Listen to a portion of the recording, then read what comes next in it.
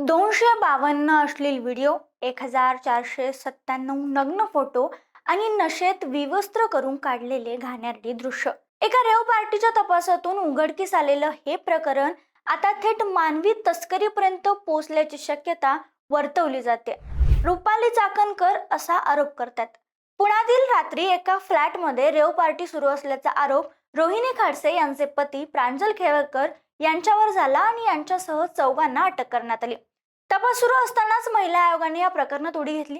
महिला आयोगाच्या रुपाली चाकणकर यांनी गंभीर आरोप करत सांगितलंय, प्रांजल खेवलकर यांनी मुलींना पिक्चरमध्ये काम देण्याचं आमिष दाखवून लोणावळा, साकीनाका, जळगाव या ठिकाणी बोलावून त्यांच्यासोबत लैंगिक अत्याचार केले.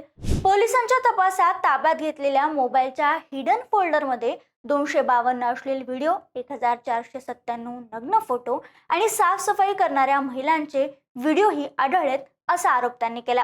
चाकणकर यांनी या प्रकरणाची गांभीर्याने चौकशी करण्यासाठी SIT स्थापन करण्याची मागणी करणारं पत्र देखील दिलंय.